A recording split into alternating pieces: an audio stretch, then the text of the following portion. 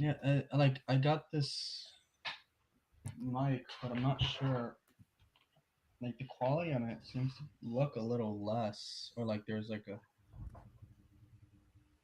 Okay, it looks like we are streaming on YouTube now. Which is good lighting. Yeah, okay, I got the That's good. notification. Yeah, all right. Should have notified all of our subscribers too. Let's Yeah. make a post on Instagram or something. Let me just get all the questions real quick ready. Um, let's see.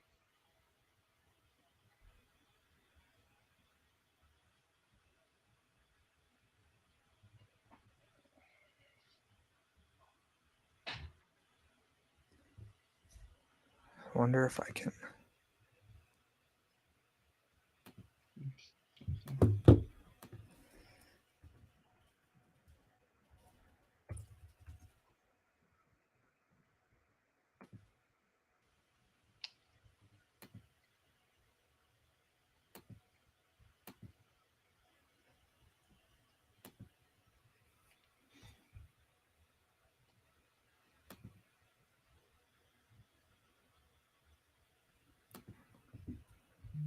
How do I? Oh, that's what I need. Um, question here, and question there. What else am I missing? Oh yeah, the post. Just to make sure I notify everyone. All right. And I add the link. Yeah. You can just go on your phone or something. You should be able to get the link. Should I just say live Q&A? That's it. I'm gonna make a post that has a link. If you just want to repost it, that's fine. Oh, okay, yeah. But yeah, you could also do a. All right. I'll just repost yours. Customize. Does the video quality look good? I feel like there's a little kickback to it. 1 second. Let me just post this really quick. And then.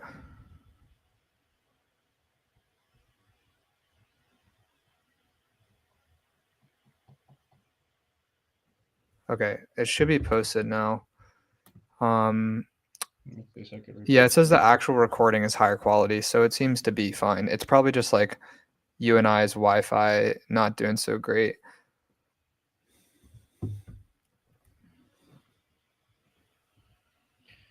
What did I say? No, but the camera has always just been having a little kickback. I don't know if it matters. I know when I played the video, it didn't really matter. Yeah, I mean it looks good. It's just like lower quality. Like it's probably like 720 instead of 1080 or something like that. Which that will get fixed when we end up posting it. Let me just get your post real quick. I could repost it. There we go. All right. I got my questions pulled up whenever. Yeah, I have my questions pulled up. I have them. A lot of them were on my Patreon, so I'm kind of just like Okay. asking. Yeah.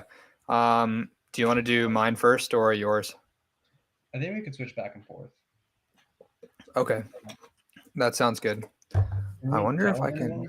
On right now, or Yeah, I can tell. And there are no viewers. That's what we like to see. Here, I can just keep a pop-up dashboard out. So I can see the entire time whether there's somebody joining or not.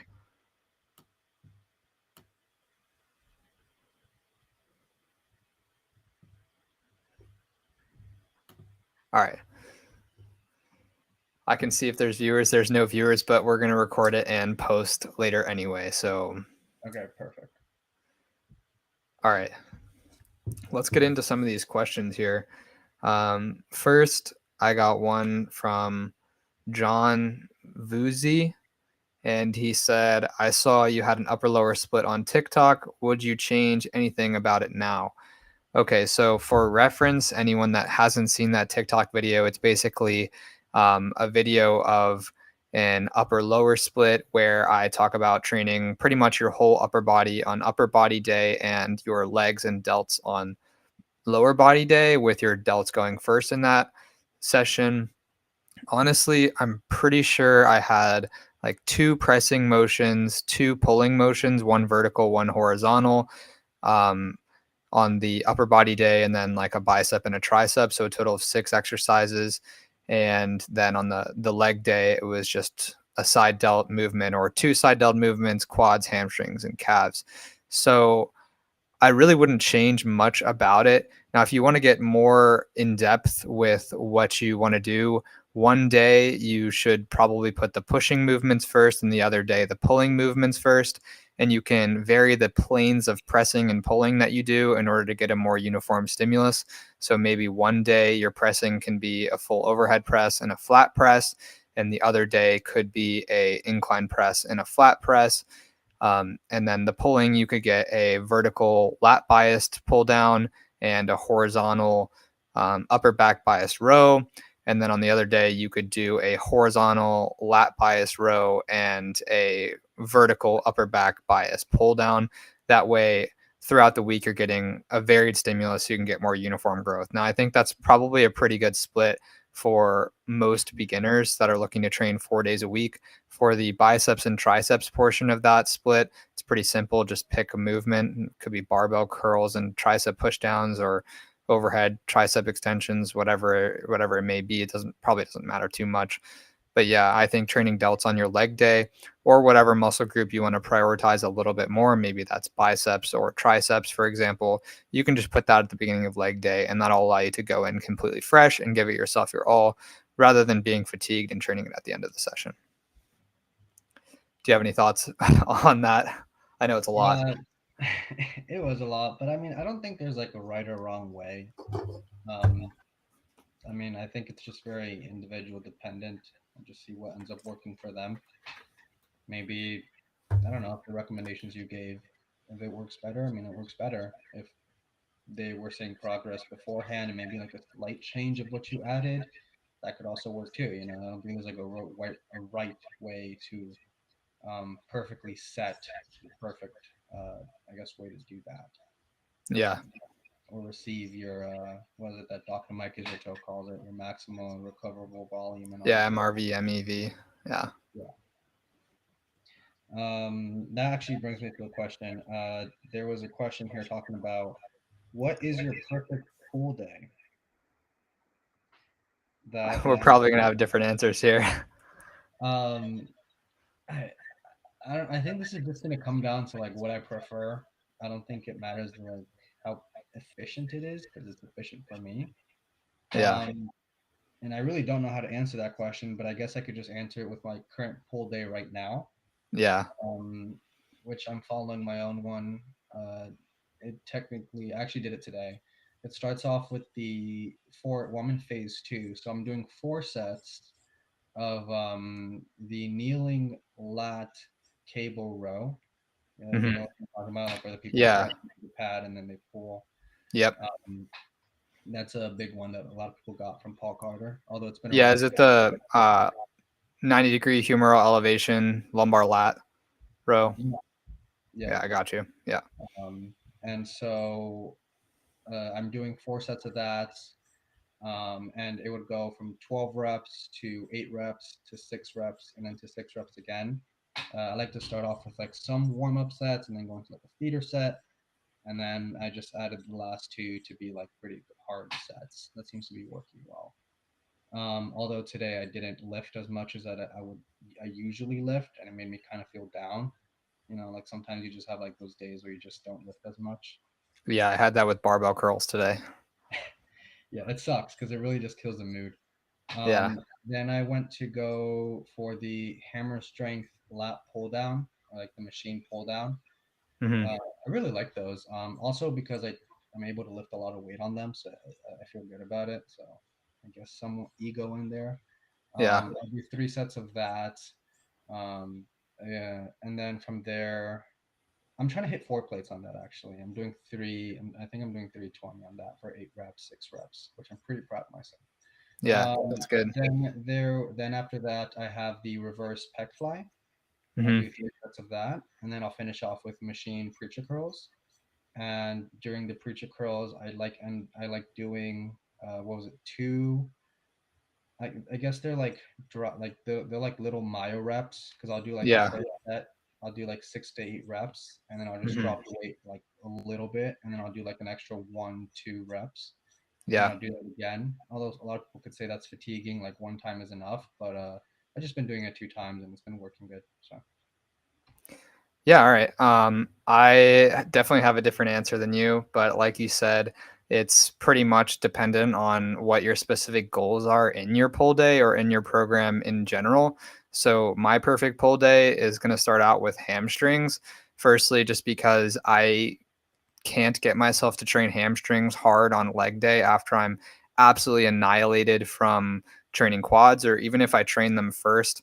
And if I have to do a stiff leg deadlift or something like that going into quads, I'm just like, wow, this sucks. And if I have a hamstring pump and I have to like sit in a quad extension or something, it's kind of just annoying. So I prefer to train them on a separate day. And so I'll start out with either a SLDL or a hamstring curl, depending on which day of the week it is. And then because I've been prioritizing a lot of my upper back and honestly just my back in general, which it honestly has worked, and you guys will see that when I post my year-to-year comparisons when I get to the same body fat percentage. Um, but for example, I would start with a upper back bias row. Ideally, the prime row is my favorite one for sure. Um, no questions there at all. If I could, I would load pretty much only the top pin, maybe a 25 or 225s on the middle pin. And that'd basically be very length and overloaded. And now, if you don't have access to a prime row, the next best thing is going to be the hammer strength row with the mostly pronated grip with plates on the handles. After that, I would probably go into a lat biased vertical pull. So whether that's the Nautilus pull down or it's like a cable one or the hammer strength one that I think JPG popularized, but I'm pretty sure Kassem like invented. I don't really know though. Don't quote me on that. And then I would wrap it up with some other type of flexion row. Recently, I've been doing more of like a cable with a pronated grip straight bar with lower back flexion, primarily just because I get a ridiculously good erector stimulus, and it also adds slightly more upper back traps rhomboid stimulus. So it's been working well for me. But I would say some people, they get a little bit of spine discomfort doing that, so it's not going to be the best for everyone. And then finally, I just wrap it up with some type of bicep movement. Right now, I have in barbell curls, but that changes between incline dumbbell curls, Bayesian curls, barbell curls, preacher curls, whatever it may be. yeah, speaking of machines, the not because the machine at my gym, or the main gym that I really work out at, it's the Nautilus preacher curl. So it's Hmm. like it has the elbows very high up, and then the Hmm. resistance is like very low in the beginning. And Yeah. then I go to like a hammer strength preacher curl, and it's like the resistance is more so like near more of a flex position, and then like on the Yeah. bottom not so much. But it's like the Nautilus one is like really just pulling your arm down. Hmm. Um, it's like so when I switch between those two machines, like the weight that I use is drastically different. Like I For was sure. doing a hammer strength preacher curl like for 140 for 6 reps, and Hmm. then I did the Nautilus one, and I was barely able to do 90 for 6 reps. Yeah. Like, No, it's definitely completely different. I'd say yeah, my gym now has like four different preacher curl machines, and they're all completely different. So I mean, I love preacher curls. I love preacher curl machines. I tried using the bar, and it just yeah. like I don't know if it was just the preacher curl setup at my gym, but like it was just so uncomfortable. It's like it was just going back and forth when I went heavy, and then to Mm. put the bar back, I had to like reach like under the pad to get it. It Hmm. was kind of weird. So I was like, I'm just gonna stick with machines, and yeah, I don't know. I really like preacher curls, but like that machine, at least the one that you can't really just like lift it up. I know hypertrophy coach had something where he puts a plate under the machine to make it higher. I Yeah. really like that, except that my gym doesn't allow that because the machine is like screwed in. Um, Ah. or not the machine. Not the machine one, the one that's like free weight. Yeah. But it's like screwed into the ground, so I can't really do that. No, that Um, makes sense. that being said, with the hamstrings, that's kind of funny because usually I like to do hamstrings maybe on a separate day. I do calves on a separate day. Hmm. Because calves, like it's like one of those muscles where you could kind of just like work out a lot or like just rest like 30 seconds and then you'll be good to go. Like great. Yeah, Um, I'm actually one of the people that can't do that. My calves get annihilated by very low volume. So I'm one of the, well, right now I'm not training calves, but when I did train calves, I would get annihilated from like 2 sets. yeah, no, for me, it's like whenever I train calves, I kind of go really hard. And after 1 minute, I'm just like, I mean, I could go hard again. You know, I don't think I Yeah. need that much rest time, at least for me. Yeah. And I think part of that could just be where they're located in the body. Like just the movement they do doesn't really require a lot of effort from a lot of different, I guess, synergist muscles or anything. Right. And not to mention that we basically do calf raises every single day when we walk. So Right, you're pretty used to the movement in general. So you better be efficient at it. right. As for the hamstrings, sometimes I do like to do them before squatting, just because it gives me more of like a cushioned surface. Hmm. That's if I'm gonna squat. I haven't really felt what it's like to get a good hamstring pump and then go to a leg extension machine. I haven't really Hmm. tried that, or at least if I did, I don't remember what that felt like. Yeah. I will say it's definitely worse if you get a massive quad pump and then go into the hamstring curl machine because you got to like press the thing It's into your horrible. quads and it is awful. Especially like I'm in the spot with the hamstring curl machine where it's like right in between two notches, so I have to really crank it to get into the tight one or else the like next setting is way too loose and I'm like falling around everywhere. And so when you press really hard, it kind of hurts. So I definitely prefer having them on 2 separate days. Yeah, it feels horrible. That being said, let me go on to the next question here. Do you feel like overhead presses, direct front work, or slash direct front work, delt work? Hold on eh, once. Let me repeat this actually because I had a little stroke.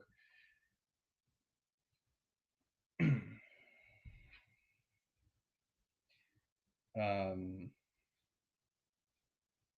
Actually, let me just think about answering this question real quick. I feel like overhead presses direct front work is necessary for doing a decent amount of front benching. My bad. I'm good You're now good. though. You're good. I had no idea what the question was, but I'm sure you No, got you're fine. I was just thinking about how I was going to answer this. But if I'm going to read it again, it's going to be: do you feel like overhead presses slash direct front delt work is necessary if you're doing decent amount of flat benching and incline presses?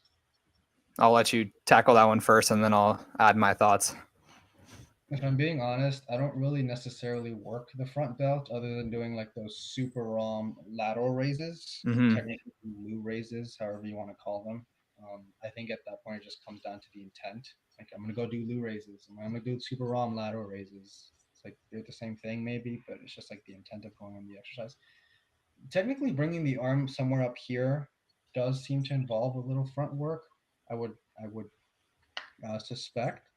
But other than that, I don't really train the front delt so much for like hypertrophy reasons, but more so from Hmm. like a shoulder health standpoint. Like I really, when I do train the front delt, I really like to train it in like a shoulder extended position, or like get the incline bench and then bring my arms backward and train it there, just to get strong in those ranges of motion.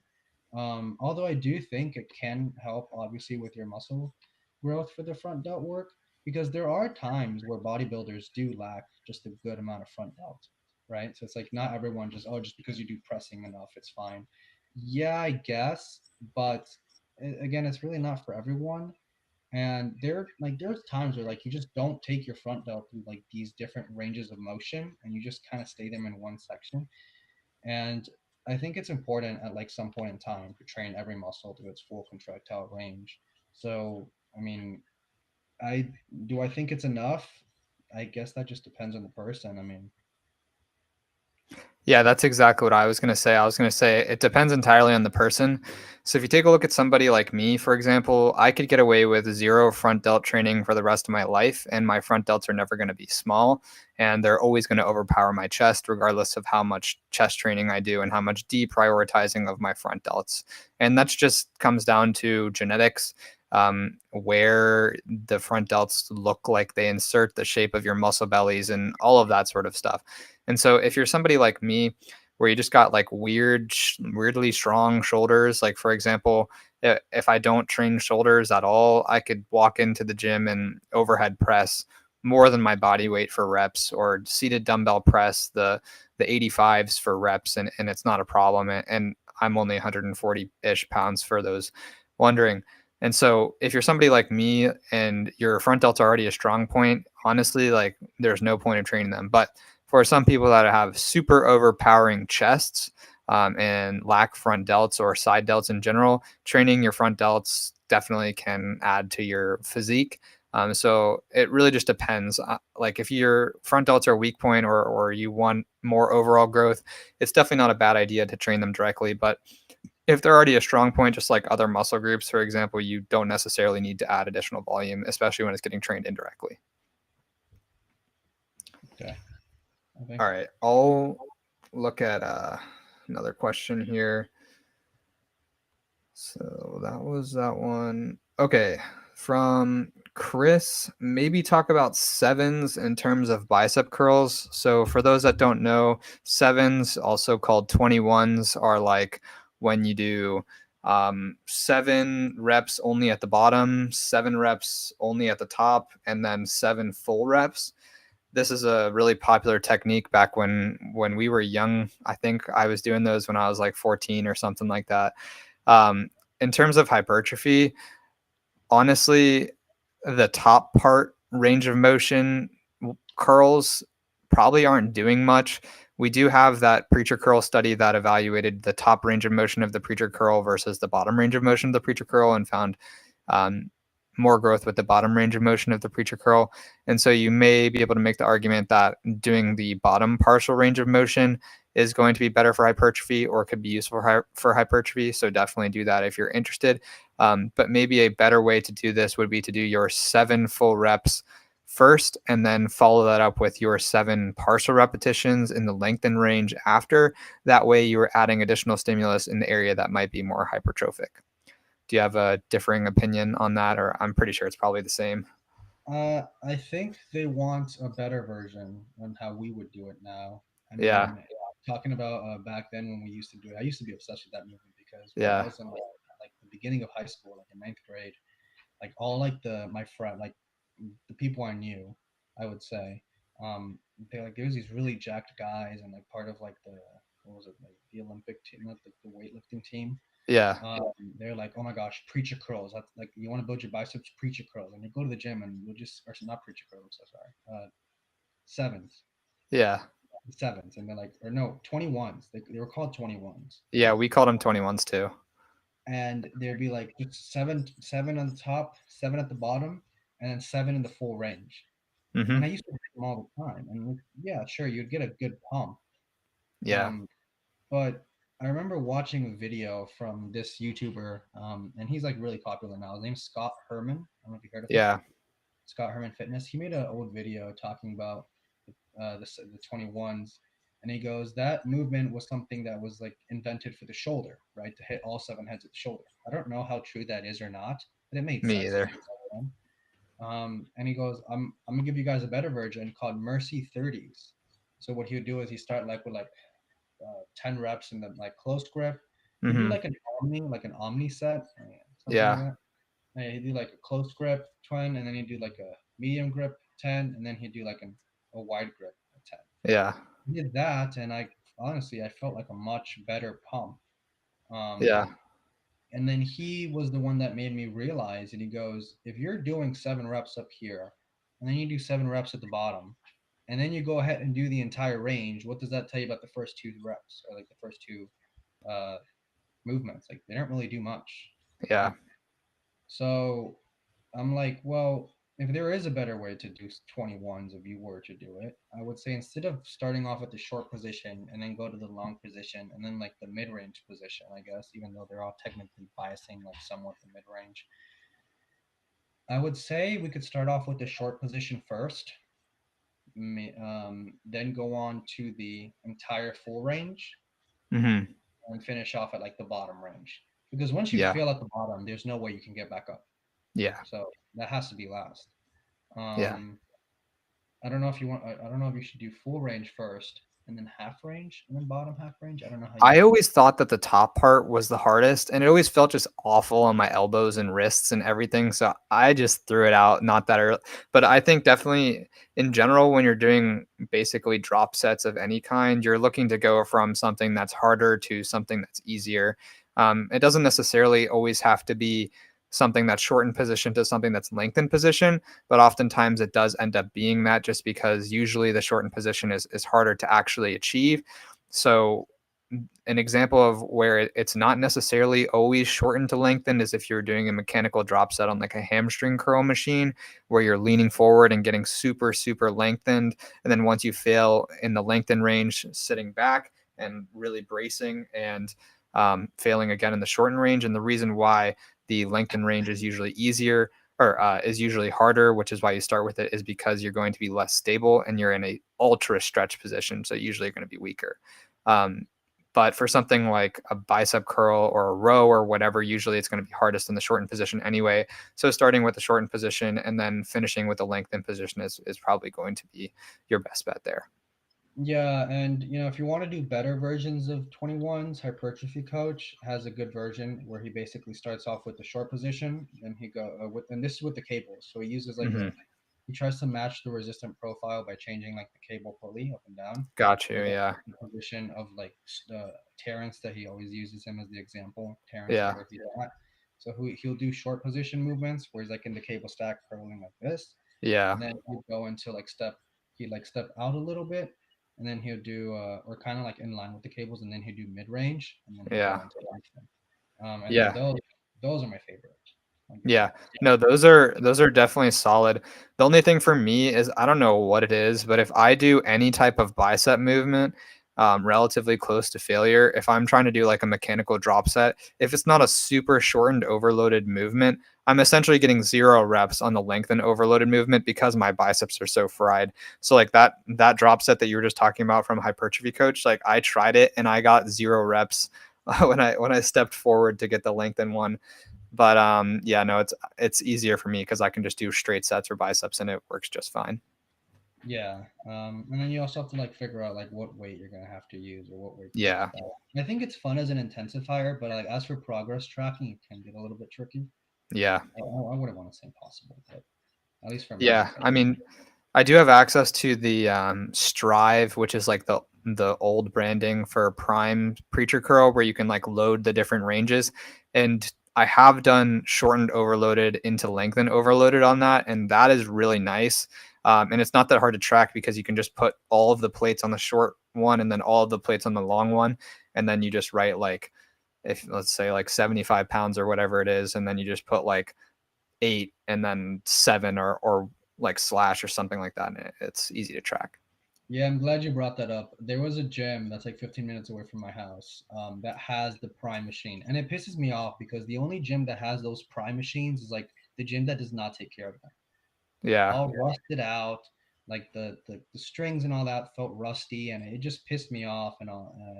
Because I'm like, how are you gonna have such a great machine and not take care of it? Yeah, But that anyway, sucks. I started off with the short position, then went Uh-huh. on to the mid range, and then finished off in the lengthen, and that obliterate. Like I was sore for like days. I've never Yeah. had biceps like that before. It sucks because you go to every gym and it's like we have the best equipment, and it's really just all Nautilus equipment, and some of Hmm. them are good. Um, and it's just like and if you go to like every hotel, it's always Cybex. Yep. Like Oh no, it's always Techno Gym for me. It sucks. yeah. Yeah. Miami is full of techno gym equipment on hotels, and Yeah. it's like, when is someone gonna like have a good gym that actually uses Atlantis machines, Prime machine? Yeah. I get that because if it's a community gym, the average person's gonna see that and they're gonna be like, "What the heck?" like how to use Yeah. this. But No, that makes sense. Yeah, on the topic of like short and mid and then length and range stuff, I recently just put in some cast sets on the prime leg extension. And so for those people who don't know, basically you do short and overloaded, and then I'm not sure if this was originally the intended way to do the cast set, but basically what I did was short and overloaded, and then I went into sissy squats, and then I went into length and overloaded on the leg extension. So I basically put the plates on the short pin, went to failure, did sissy squats, took the plates off, put them on the lengthen pin, and then went to failure again.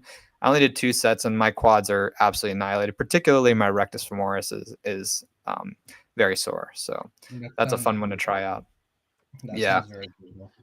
Speaking of that, I think it'd be fun if one day we're able to like go to the N1 HQ and then, I don't know, maybe like, or participate in the seminars, and then as yeah, Cat, we could run both of us through like a leg day or something and just record it. I think people would would be like that. cool. I mean, if people want to subscribe and give us some money to pay for the practical, we would not be opposed to it. So Absolutely not. And have Cass come up for a podcast and in person, maybe. I don't know. that'd be Something like cool. All right. Is it my turn to give the Yeah, question? your turn. So let me switch to the other questions. I have a couple questions from this person. The first one is, why is recruitment so much lower, relatively speaking, in the eccentric phase? You got it. I have an article on this actually, going over like the different group 1A averages and what else? The like the differences in spinal cord signaling integration uh, for the both isotonic movements. For those of you who find that confusing, don't worry. It's just an article on my Patreon that goes over that. But in general, I'd say that I've seen really good research to suggest that reduced EMG activity occurs in the eccentric phase, uh, just because the muscle can exert more force, therefore motor units will be recruited less, and the discharge rate would be lower. Now, there are studies specifically suggesting that muscle activity can be higher in lengthened positions. Uh, so there's that. But I would say in general, with EMG or EMG level, it's just a function of length. I mean, that's how I think of it. I have nothing to add. That was a good answer. That's just, I mean, I don't know if there's like recent research that I haven't read, but from what I've read, that's my understanding of it. Yeah, I'm not super well read on that, so I don't have anything else to add. Yeah, EMG is, it's being used a lot. And then there's like the people that, it's just like one of like really the only things we can really have with muscle activity. I know there's Moxie. So that's Yeah, why we really rely on biomechanical models for yeah, exercises. So yeah. EMG is not great. I've made an EMG from scratch, and I'll tell you, it is not the most accurate representation. Though there's definitely some utility to using them. yeah, I think if you know what you're dealing with, um, it could be fine.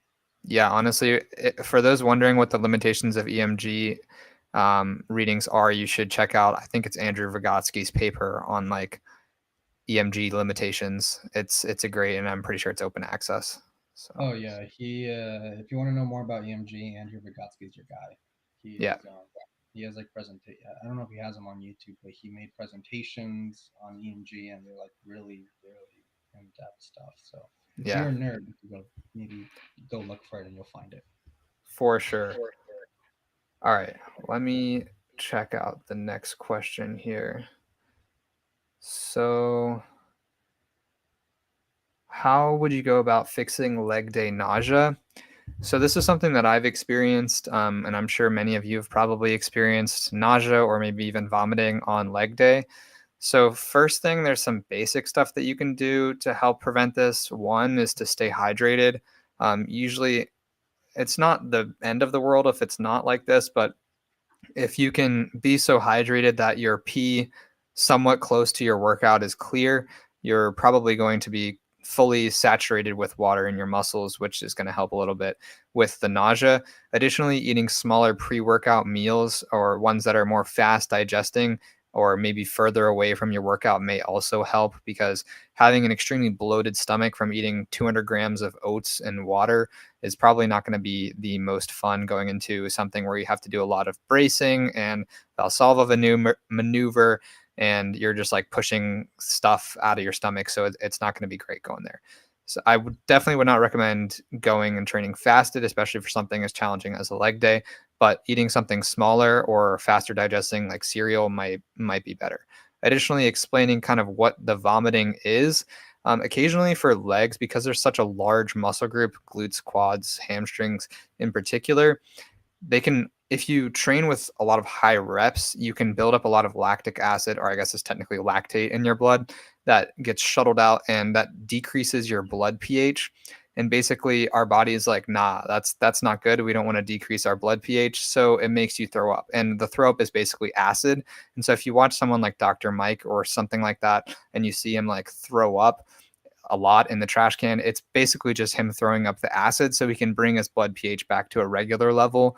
Um, and so, yeah, so high reps definitely increases your chances of throwing up, as well as being in worse cardiovascular shape and worse muscular shape. So if you are a really low rep person all the time, say you're a strength athlete, and then you decide to do sets of 30 on the leg press, you're definitely going to be worse off than if you always do sets of 30 on the leg press. In general, if you are also trying to mitigate this, it's a common issue for you. You can try and lower your rep ranges to maybe the 5 to 10 rep range. That may also help, as you probably will get less robust pumps and less lactate sequestration into your blood. Nice Do you have anything to add there? Um, no, I think you pretty much. I think you answered it pretty well. The only thing I'd add is probably just like experience. I've had that before. Probably like a year ago, where I would go really hard on leg days, especially the days when I'm fasted. At the end, when I'm doing the prowler, Mm-hmm. I just like after doing that, I just have to lay on the ground, and I'm just like I feel extremely dizzy. I have to throw up. Mm-hmm. That's cool that you went over the mechanism. I don't know how I fixed that. I think I just started eating, Yeah. or just kind of like I guess the more I did it, the more I got better at that leg day, and then I kind of just had run away. Yeah. So tell you what you went over the mechanism. I think I don't know if anybody wanted to comment down below and for us and watch us go over or make a PowerPoint about lactic acid or lactate in the body, because I see a lot of like controversies on it. I don't know if you're aware.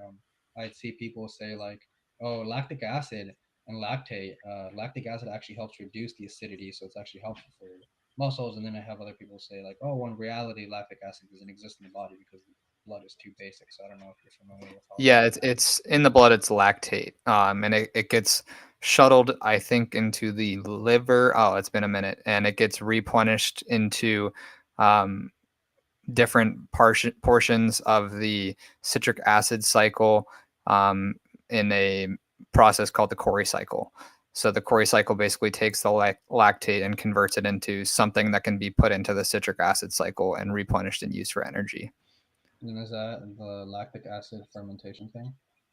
Lactic acid fermentation is something that occurs, I believe, in bacteria. Um, that's using lactic acid for energy. I don't think that occurs in humans. In humans, I believe we convert lactate back into something that can be utilized in the citric acid cycle. Honestly, let me just look. I'm going to double check because it's been a minute here.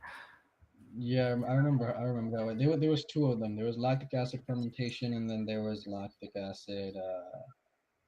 I don't know. I don't remember much of my biology class because it's just Okay, all so science. lactic acid fermentation can occur in humans, um, but it's much less efficient, and it can only occur, I believe, in skeletal muscles. So I assume that happens in like fast twitch muscle fibers that are not going through oxidative um, metabolism. We'd have to look at the research and make a PowerPoint on that. I'm not too sure Yeah. about what's going on with that. I think maybe lactic acid is just like so little in the body, it's just not considered. People don't consider it. I'm not entirely sure. I have to reread the Well, research. I mean, it's definitely considered. It's not lactic acid. Lactic acid is if you take lactate out, but it would be lactate.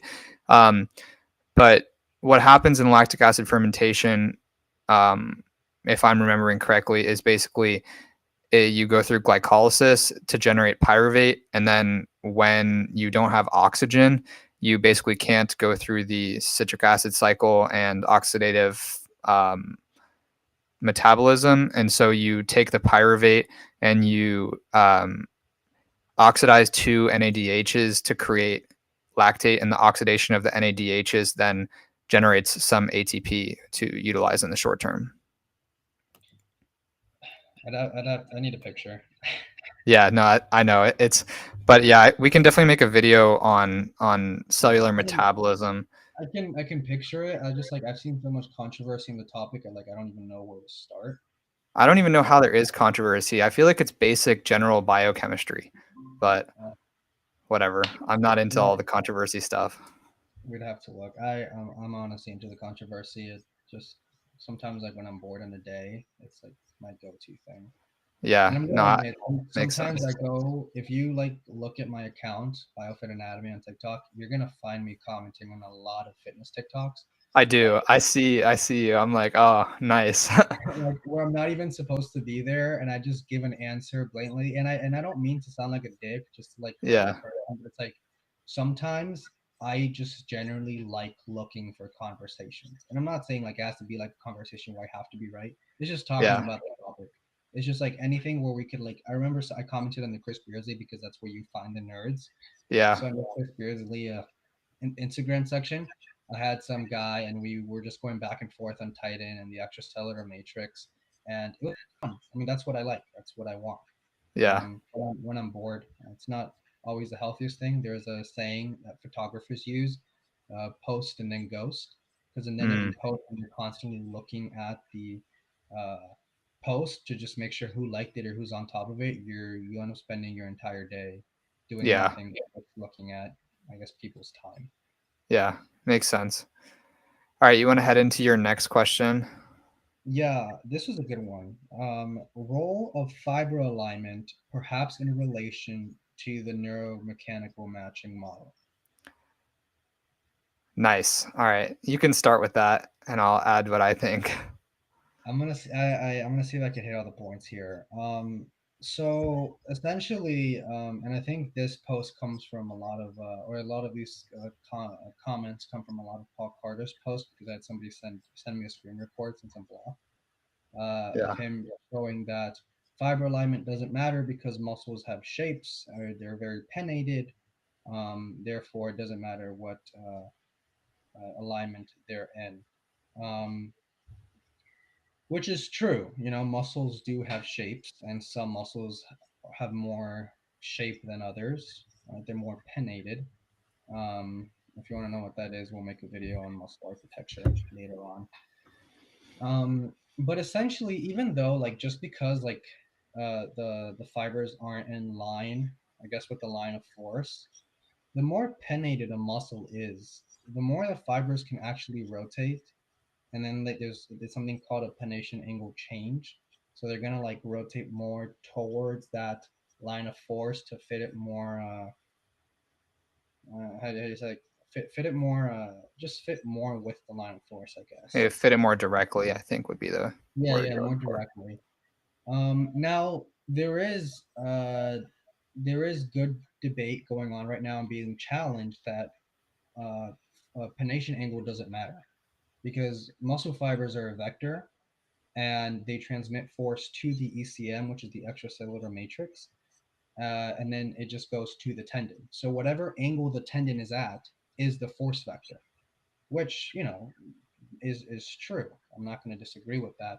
But and then there's debate on saying that where it's like, yeah, although that is true, uh, they I think the role in fiber alignment does matter, or they do say fiber alignment does matter because the alignment of the fibers, if in line with the line of force, can help transmit, uh, I guess, the force more efficiently to the tendon, something like that. Um, so there's that going on. The most simple way I put it is just origin to insertion. Um, like for me, I think it's a little bit of, yeah, sure, you could talk about the moment arms, which we'll get into that in a bit. But I think the most simple way to put it is just origin to insertion. If a muscle is here and then it's attached to here, just find ways to bring those 2 points closer or further away from each other.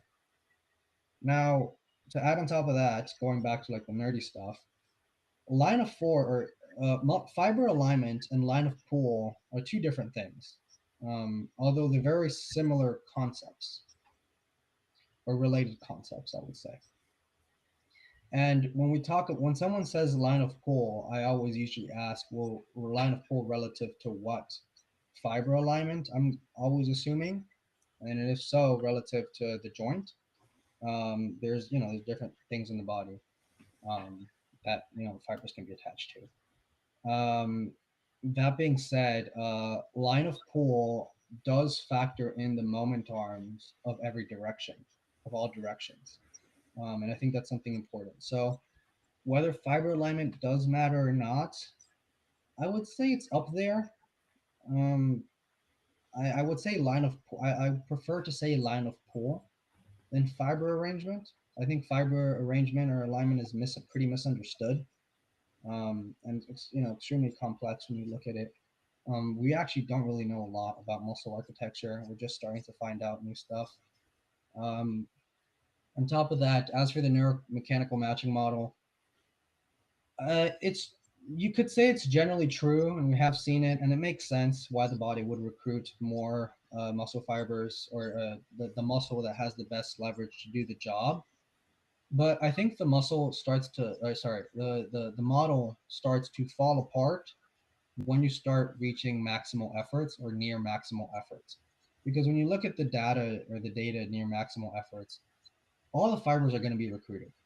It doesn't matter about their leverage. If the muscle is able to impact the job in a positive manner, it's going to be recruited.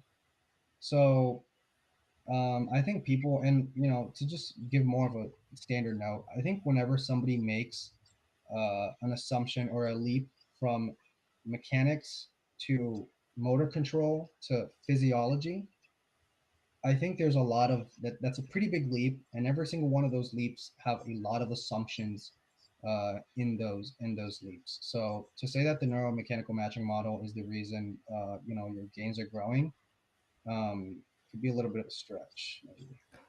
Yeah, I definitely agree with what you said. To add on to that a little bit, um, correct me if I'm wrong, as I'm not the most well-read person in this area, but to my understanding, pronation angle or fiber orientation can change as you grow more muscle, especially in more complex muscles that are very pennated. It can definitely change, and that maybe might change what exercises may be better for you or what positions you can get into, which can change different leverages in internal moment arms for what muscles might be working. And I know that I think hypertrophy coach talks about this with the glutes. I'm not super well informed on that information, but I did just want to put that out there. Additionally, I want to say that in terms of neuromechanical matching, um, I I don't know if this is very well substantiated by the literature, but at least in my opinion, I think that very well trained individuals can activate certain muscles better just by thinking about it, even if it's not necessarily the plane of motion or the degree of bone elevation that would suggest, based off of the cadaver studies, that that particular muscle has the best internal moment arm to move the weight.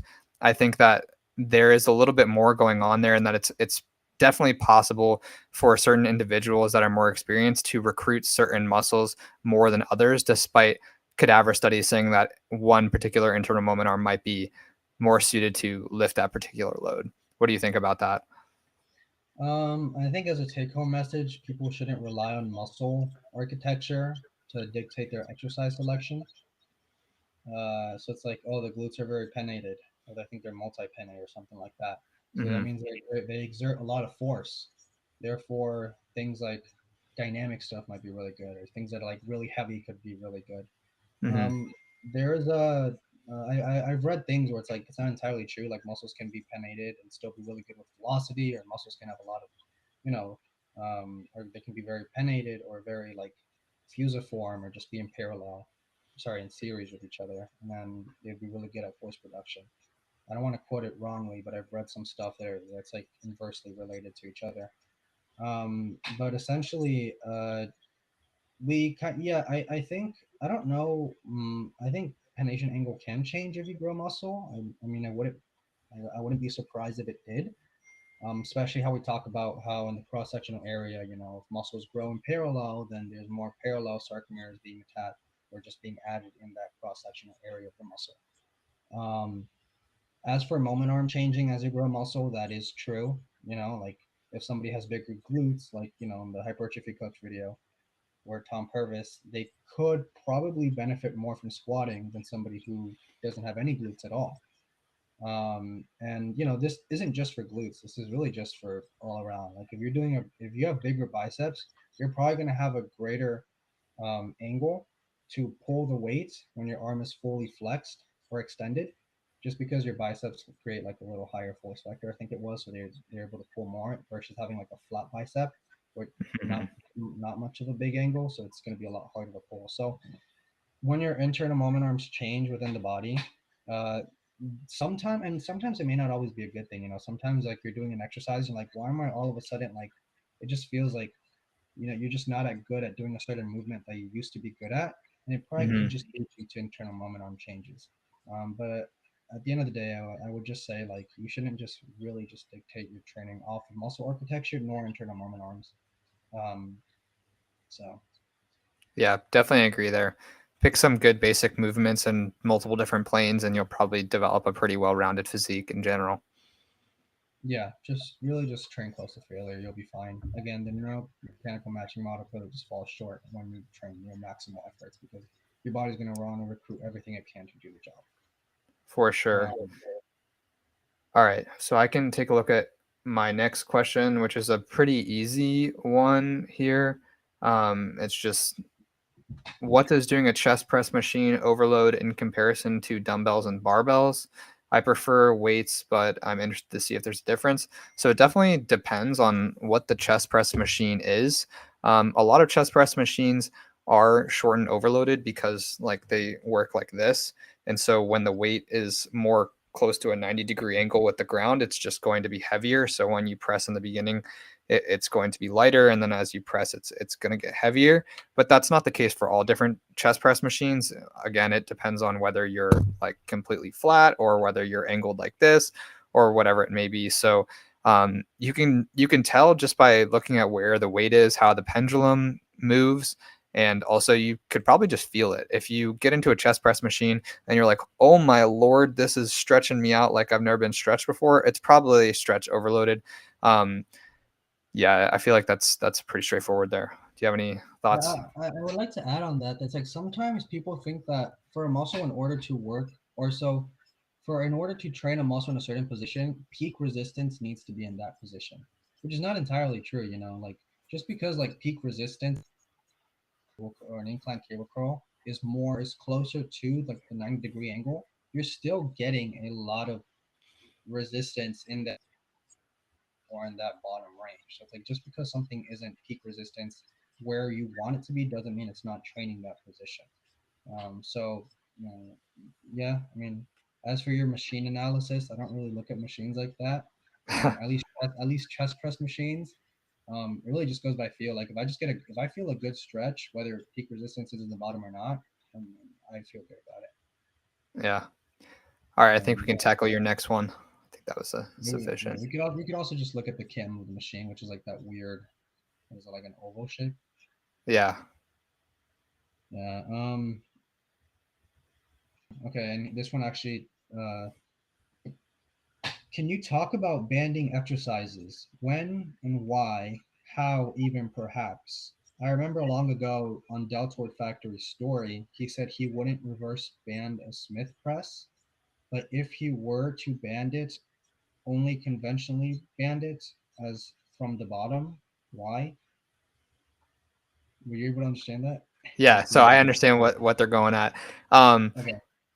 Smith press, honestly, great movement. I love it. It feels really good. But the best part of the movement for me, for sure, is going to be the bottom of the movement. Um, as a lot of people know now, because it's relatively popular on TikTok, the top range of motion of a Smith press, you're not getting that much extra chest because you're not getting that much more horizontal humeral movement. And so you're not converging more, you're staying straight up there. And so kind of the best part of the range of motion is going to be the bottom anyway. And so one, I don't want to add more plates on, and I don't want to have a larger setup time. So adding a band either from the bottom or from the top, which in the case of the Smith machine, press is basically doing the same thing. You're making it easier at the bottom, regardless whether the bands lose tension from being tied to the bottom or whether the band gains tension and assists you from the top. Doesn't really make that big of a difference in terms of resistance profile. But yeah, so you're just missing out on the best part of the range of motion of the Smith machine. So why would I want to do that? Now, there may be some applications for that, especially for people who are injured and may not be able to load in that much of a stretch position. I think that that could be definitely a useful tool for someone who is recovering from maybe a shoulder injury or they're having pain when pressing. Doing ranges of motion with particular loading that may or may not hurt is definitely useful for rehab. We can get into a whole video on that. Honestly, I'm going to probably have a podcast with a host or with a PT guest talking about pain and recovering.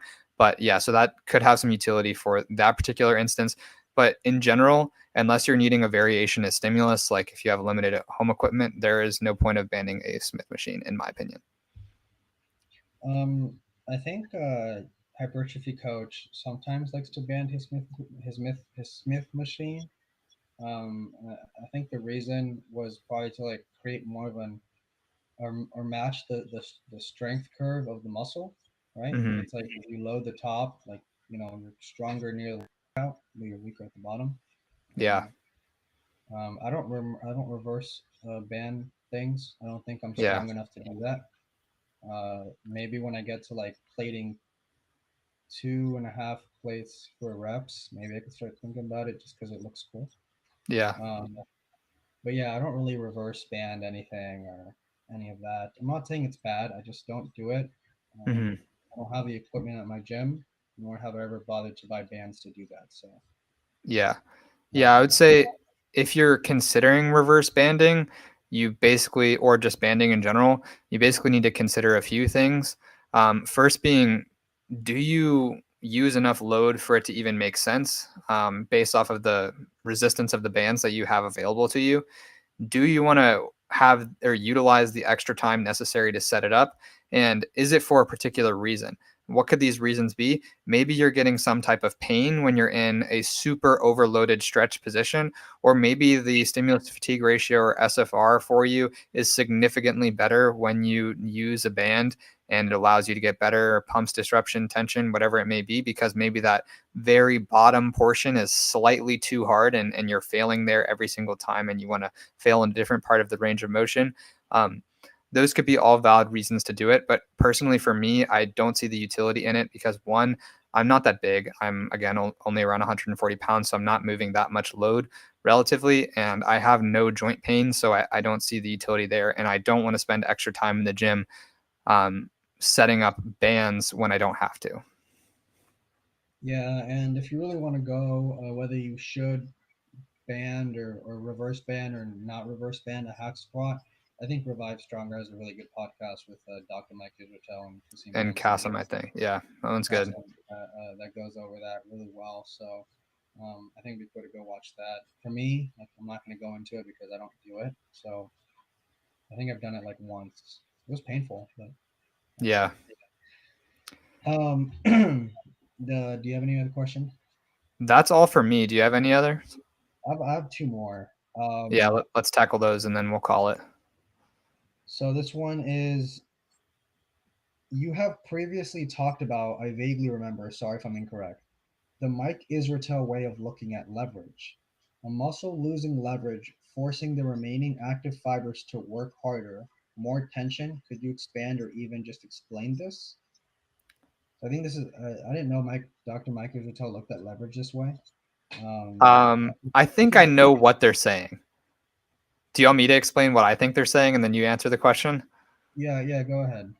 Okay, so I think what they're saying is I believe at some point Mike Israel has talked about I wouldn't really call leverage the right word, but like pre-fatiguing the muscle. And there's definitely some controversy going around here. I'm pretty sure there's a debate with Kasim about this on Revive Stronger, maybe, but basically whether you like do leg extensions first for your quads to like fry the shit out of them and then go into a squat, whether now your quads are going to get recruited more because they're closer to failure and more fatigue, or whether something like your adductor magnus or your glutes are going to get more activation. And so the controversy here is around, I'm pretty sure there's a chest study where they did like chest flies before bench press, and they saw that your chest activation, I believe this is right, your chest activation was lower and your triceps activation was higher when you did chest flies before leg extensions. So people have extrapolated this information to lots of different things, like doing leg extensions prior to squats giving you more glutes. What do you think about that? I'll let you give your thoughts and then I'll give my own. I thought it was asking something completely different. But if we're not gonna hop on that, I think Dr. Microsoto and Kasim both, I think, agreed that if you're gonna do a hack squat then to leg extensions, I think that would be good. I think I remember that because they were both stability movements. What they were arguing about was like the instability and then stability stuff, and then Mm, so I remember watching that podcast um like four times. I haven't seen it in a while. That was like one of the first podcasts I watched with Dr. Mike Israel when I first got into Revive Stronger. Um, but I don't really do pre-fatigue, and if I am gonna do it, I think Kasim brings a good point that it's like if you do a stable exercise first and a stability exercise after, it's going to be harder to stabilize rather than doing a stability exercise first and then going to some or a less stable exercise first and then a more stable exercise after would be better. I think that was his point. I don't want to quote him wrong. Then Dr. Mike Israel says you should be doing like leg extensions first and then going to unstable because of the more degrees of freedom it has. Therefore, the muscle has to work harder in order to complete the movement because like you're not going to get out of a squat only using your glutes. It has to be your quads have to extend. And then I think Kasim basically uh, says the idea that the central nervous system is actually going to recruit what might be more beneficial. So if your quads are extremely tired, then it might want to switch to your glutes because it thinks that your quads may not be able to do the job. And then Dr. Michael Jatel goes on to say that, well, what if we just force your quads, right, to like elevate heel squat? So it's really good back and forth. I think either way, I think either one has a good point, and I think both scenarios are valid. For me, though, I really like to pre-fatigue using leg extensions and then to squats, just because like if you're a more advanced lifter, I think you just have more control for movement like squat. Um, and sometimes I'll do like a more stable exercise or less stable exercise and then go to more stable. It depends how I'm feeling that day, but again, I don't really do it. And if I am gonna do it, it's probably gonna be for fun. I might do it like in a hotel trip or something when I'm out. I just hmm like to just mess around and see what feels better, what gives me more of a pump because I'm just like there just to have fun. Yeah, so I kind of fall in the same boat. I think that both methods are definitely valid, and I utilize both in different times.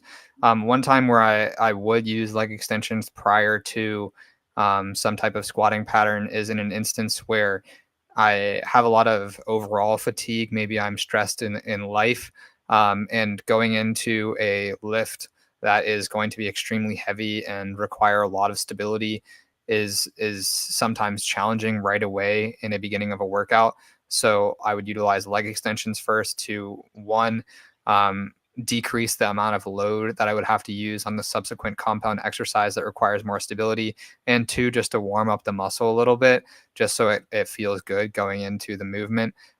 Also, sometimes when dieting, your joints, or especially if you're particularly lean, your joints might feel a little bit creaky and cracky and all that stuff. So doing a leg extension first prior to a more compound movement like a Smith machine squat or a hack squat may be beneficial in that instance. However, if you're bulking and you're not stressed and you feel great, doing the exercise that requires more stability first is maybe a better idea. Like Kasim said, your central nervous system will be completely ready to work when you're completely fresh, and that will allow you to better stabilize and better utilize your quads or whatever muscle to the fullest. And then you could go into an exercise that doesn't require as much mental control or central nervous system stability to actually just perform the movement.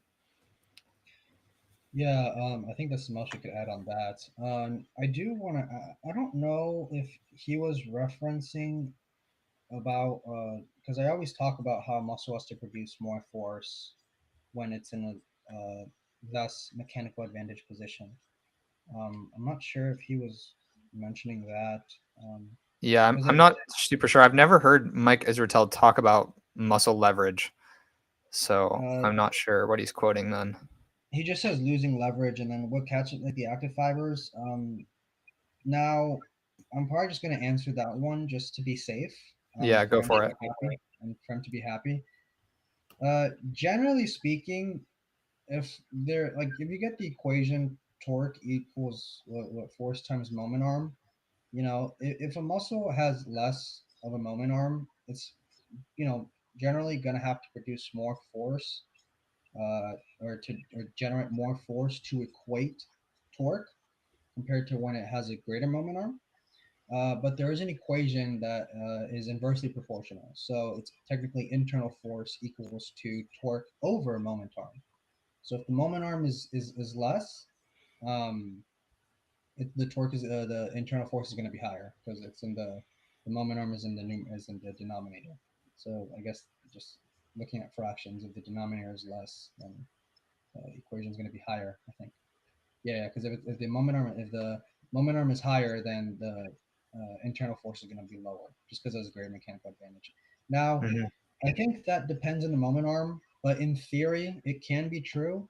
That being said, I don't think you should go out looking for exercises that purposely put your muscle in a really disadvantageous position, because you still want to make sure that it has a greater advantage than the other synergist around it. Because if you still put on muscle like the worst mechanical advantageous position, with the synergist having greater leverages and just greater moments to do the exercise, then the synergists are probably going to end up getting most of the work than the actual target muscle.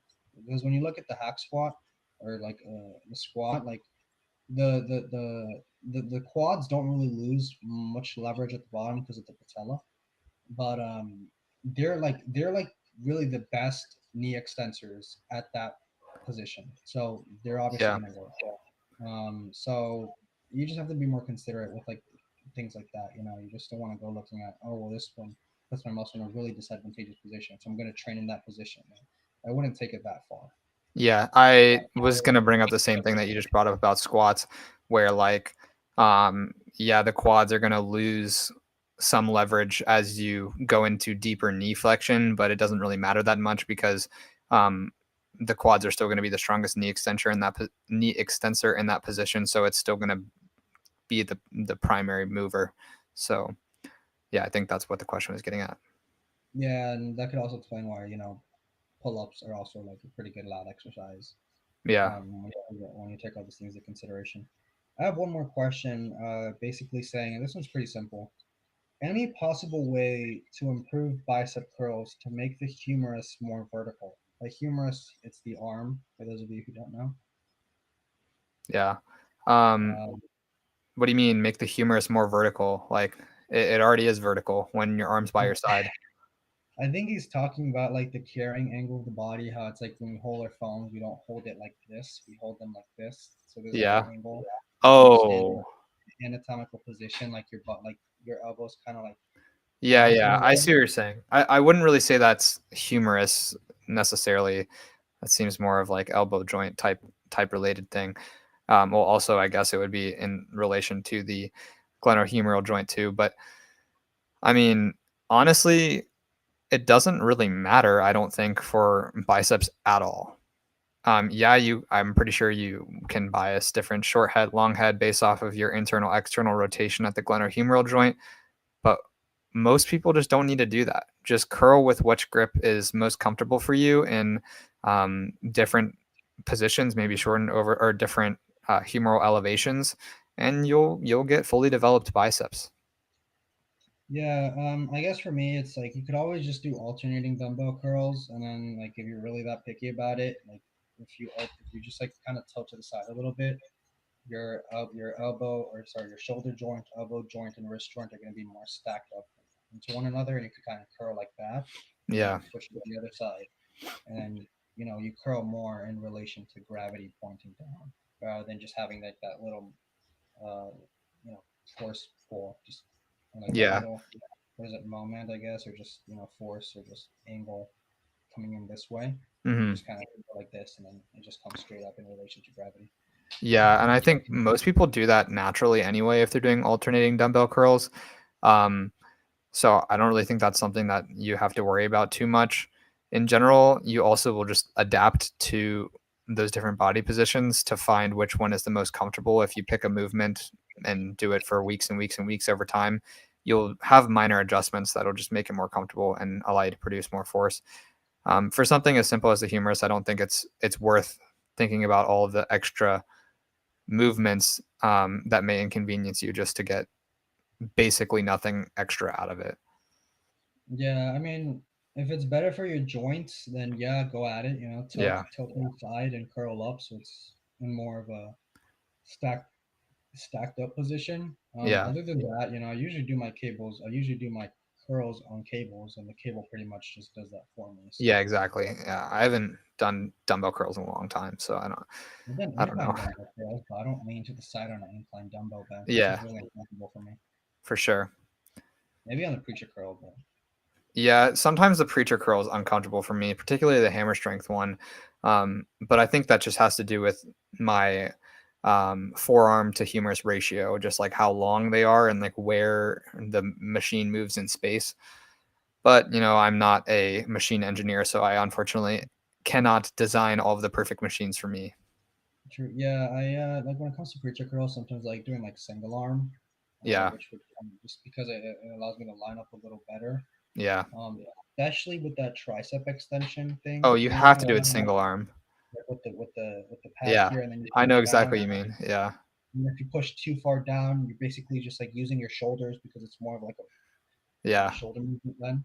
I yeah, find like for me it's single arm because if I do both, it's just so uncomfortable for my elbows. I could get away with it, and it just yeah, feels so much better just doing like a single arm, getting my body in line and just pushing down like that, and then playing in like that mid range. Because once I get too low, at yeah. that point, your shoulder just trying to stabilize, you're just trying to push Also, the G. when you're in that machine, when you're like completely vertical like this, um, you it sometimes just feels better to be in more of like a scapular plane anyway. It kind of is more like a katana extension when you're down there. I mean, obviously, it's not going to be the exact plane of motion, but having this position in unilateral is better. Also, with that machine, most of them are made unbelievably poorly. So they're basically just ab exercises if you're remotely strong whatsoever, just because they require so much external stability that, or I guess internal stability, that if you move remotely good weight, like there's no way you're doing that without clenching your abs extremely hard. Now, some of them do have a back pad, which helps a lot. Like I think the Cybex one does,